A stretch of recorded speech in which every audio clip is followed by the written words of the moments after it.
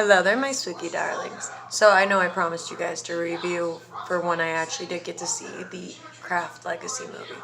But first, I'm going to go ahead and do two things. First of all, massive spoilers ahead for both the original film and for the new upcoming film. If you're going to be watching this, just go ahead and expect that you're going to find out things that maybe you should watch the film first, okay? Second of all, disclaimer of I'm going to go ahead and say adult themes just due to the factor. Now, if you're, I hate to say this, but the craft movies aren't exactly something for small children. So, as a parent, you need to be a little bit responsible for your children on this aspect that it is a lot of adult themes and topics in both films. There's violence, there's acts of sexual nature, there's also acts of forced sexual nature. So go ahead, and anybody who is a younger viewer, please click off of this video. This one's probably not for you. This one's going to be a little bit darker. So yeah, let's go ahead and get right on into it. So in my last video, I gave a very wild assumption to one of the characters, and I'm very proud to say that I was actually completely correct. So, I didn't quite know the new character's name that was the main lead, but I did find out that her name is Lily. Lily, now again, spoilers ahead for anybody who hasn't seen this film or the original. Lily is the new main character, and she comes where she's going to be going to a new school, very much like Sarah was in the first film. If you don't know who these characters are that I'm talking about from the first film, go watch the first film. It's going to help you out with the second film. I don't really think it's smart to jump into a sequel and not understand that it is a sequel and that there's going to be parts that you're missing. So go watch the original first. Just saying. For those of you who are caught up, let's go ahead and hit into some of those spoilers. Now, if you've seen the original film, you know that the ending has where Nancy is in the mental asylum. Again, spoiler. And she is very much thrashing around, unable to use her abilities whatsoever. She can't fly. She can't do any of the magical things that she did before. She's just human. Now, what most people don't actually remember from the film is, and we're going to go ahead and go a little bit into the story of the first film. In the first film, Sarah, the main character, she casts a love spell on the guy that she's infatuated with, named Chris. Chris is the school jock who's Mr. I'm handsome, I get everything I want. During their time of their first date, he basically applies to her, and by telling everybody that they slept together. So, yes, there is, like I said, adult topics in this one. She, of course, is upset because no, they did not. She told him no and went home, and there was nothing that went on between the two of them. She confronts him about it, and he denies it. To which she gets upset, and when all the girls are creating what they call their wishes for offerings. If you watch this film, you'll understand what I'm talking about with that. Hers, of course, was Chris. Nancy's was, of course, to not be poor anymore. The other two, one was for her not to be bullied by the town racists. She's the black character in the original film. And the other one is to have her massive burns that are on her back erased and to have no longer the scar tissue from it. Every single person gets their wish. Spoiler on that. But Chris is the worst one because he becomes obsessed with her. To the degree that he begs her to go on another date with him. And when Sarah still isn't feeling anything at all for him in the aspect she wants, she tries to end the date. Chris doesn't like this. And again, adult topic about to be announced, so for anybody who is a younger audience, please skip ahead. It might be about a minute before I'm done, so here we go. Basically, when she goes to try to leave and go home, Chris assaults her and tries to rape her on a hillside. Sarah is able to, after massive amounts of struggling with Chris, kick him in the groin and run off into the woods. She luckily ends up going to one of the girls' houses, and because she lived the closest, and was saved by her, even though they're technically all fighting. Even with that, when it comes to somebody who's gonna have something done like that, people tend to understand that that's more of a need to be secure than a fight is an importance. So, that being said, after Sarah has told every one of the girls what happened, Nancy is, as you can guess, pretty angry. Side note into that, it's a little bit hard to tell in the first film because they don't really strengthen it in a massive degree or level, but it does make sense to what I'm going to talk about in a second here. Nancy had a relationship similar to what Sarah did, where she tried to go on a date with him. He told everybody that they had slept together, but instead of like Sarah, where she just denied it and kept going with her life, Nancy kind of lived up to the title. So she just didn't care anymore. Whoever she wanted to be with, she was with. So Nancy's kind of a different person. She's like a yin to a yang to Sarah. Sarah's a good person that even though Chris did what he did to her, she wasn't even going to call the cops. She was going to let him get away with just because she figured it was the spell she put on him. It wasn't his fault. Nancy, on the other hand, he wasn't going to get away with it that easily. So he was at a party. Pretty much the whole town was at a party that night. And Nancy goes there. And she's pretty ferocious as she walks in.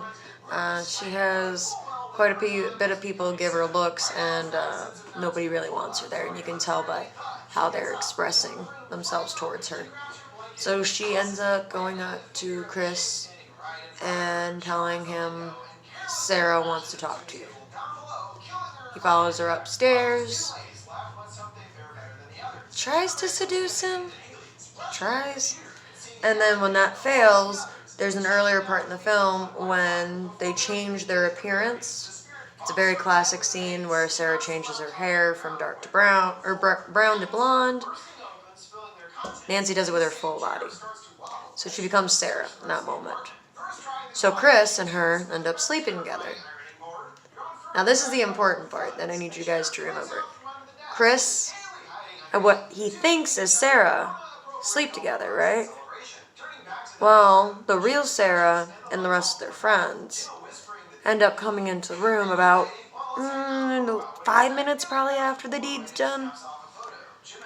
Now, what I just told you is Chris and actual Nancy had sex. So, being teenagers, I personally don't think they were smart enough to use any kind of form of protection, especially somebody who's a lovesick puppy dog who isn't really thinking in his right mind, and a, pissed off witch who wants just revenge. That being said, my personal opinion is now very big spoilers, because unless you've actually seen the film, you do not know this part to it yet. Lily, the main character of Legacy, is the daughter of Nancy. Yes, that Nancy. In the asylum, in the padded room, it's her kid. Personally, they don't say it in the film whatsoever, which actually makes me angry slightly, because Chris was definitely a main character in the first one. Definitely was a noteworthy actor who had some, prior experience being in other films. This wasn't just his first movie. So why they wouldn't credit at least Chris as the father is a little messed up to me, because if they're going to try to say, because it has a lot to do with witchcraft, and they're trying to say that witchcraft is a devil, and da-da-da-da-da. If you watch the first film, excuse me, no, magic is older than that. They only say his name very, little in this new one, but Manol was the main focus of what the craft was, of its abilities and its everything. It's what saves Sarah at the end of it from Nancy. It's not the devil. It's older than that. To quote the first film, if God and the devil were to play football, Mental would be the stadium they played in.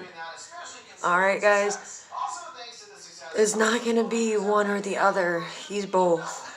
So, for like them to say like, oh, this, and I'm sorry, I really love to all like Helen Back, the actor that plays the main villain in this. It's spoilers right here. The main villain who ends up like causing all the trouble is none other than the actor who plays Mulder, Fox Mulder from the X-Files. If you know him, I love you. If you don't, it's not even an actor you're going to care about, because in honest truth, he's done very little work in comparison to like he was doing when he was back doing the X-Files. Like he was doing a bunch of other stuff. More recently, since he's gotten older, he hasn't really done very much, but I still adore him. He's the main villain, and you know what? I like I said, I love his acting. But it kind of felt like they were trying very hard to have somebody who was going to be the one to be the bad guy, to be at blame, to make these girls be strong to defeat him. Just felt kind of silly in that aspect. Like, this cult almost was after these girls. And I don't know if you, like, if many of you have seen the original film, but it wasn't like that. It was more or less like these group of girls creating their own coven, and like, there's a difference between a coven and satanic, and they were really trying to push the ideals that they're not. And for anybody who actually practices, that might be a little insulting in a massive degree. Paganism is something you should respect. It's older than most religions. So in my honest opinion, I felt a little insulted to the degree that they wouldn't think about that in comparison to the first film, where they literally had a practicing pagan go down to the point of the rituals where they were accurate, and then to basically throw everything onto a cult. And the second one was definitely not something I was really happy with. It wasn't bad in its sense of acting or cinematography. Some of these scenes were a little too drawn out, in my opinion, and a little bit too much of a sexualization on this young girl. There's literally a masturbation scene. I didn't quite understand why we needed to see that. Maybe it's just me having too much of a love of the first one and wanting a certain feel from this new one, but it didn't have that sense or that feel from like the first one did. And I'm not trying to be mean, but it was almost like it created an abstract world in a sense. Like these girls were still part of a normal society and a world, and they didn't have any problem blending in, and they were just teenage girls that honestly you would have looked at them and went, oh, that's just a goth kid having a goth phase. Like they were typical teenagers. They were average girls. And then you have like these new characters that just feel really pushed into their roles. Like they feel like they're made to fill stereotypes of what you would expect to see in today's cinematography. And just some of the aspects of how they tried to film this felt a little pushed or forced in comparison to the last one. I don't really want to spoil too much, but I mean, I've already kind of done that by, telling who Lily's real identity is, and even mentioning the factor that Chris probably was her father. But I kind of feel like it's needed for this film, because like a lot of people that I've seen talking about this film were asking, who's the dad, how did Nancy even get pregnant? She slept with Chris right towards the end of the film. So literally like maybe a couple of hours in between when she killed Chris and then she's trying to kill Nancy. Like, I mean, It's not like they're teenagers and they were at a party. Do you really think that they just brought protection? I mean, Nancy wasn't even really going there for that. She was actually going there to probably crush his skull in, and then when she got rejected, she got mad. So yeah, if you don't know what I'm talking about, go watch the first one because there is. I gotta say it. That actress that played Nancy, playing crazy isn't the easiest thing in the world and making it believable, but she made it believable and did really good.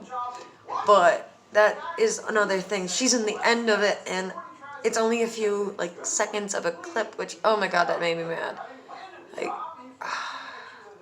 you aren't guaranteed a sequel, especially when you're doing a sequel of a previous film. So that being said, why on earth would you tease a sequel to a sequel that might never occur? Okay, I would have rather have seen Nancy have revenge than what they put out for me. And I had high hopes for this film. But again, this is just my personal opinion. I really feel as though you should probably go watch the film. Even though I've given spoilers away, there are a lot of scenes that once you watch them will fill in the gaps for you on certain things. I just feel as though they could have done a little bit better on the story arc. But that being said, that's Hollywood for you. Sometimes they get a hit or miss. So I hope you guys enjoyed this review. I'd like to say I love you all very much. I'm very sad that the spooky season is over, but I'm still going to probably give you guys more of the haunted style content just because you seem to enjoy it. If there's anything else whatsoever you want to see me do, or if there's any kind of review on anything you want to see me do, let me know in the comments, or you can direct message me. All of my socials are going to probably always be available in some form on this page. If not, then just know that same name on TikTok as here, except for Kiki's in the front half. That's my nickname. I also have a Facebook blog page if you want to check that one out too. I'll probably try to find a way to link that here too somehow. And yeah, I wanted to just say I love you guys. I'll see you in the next one. Bye.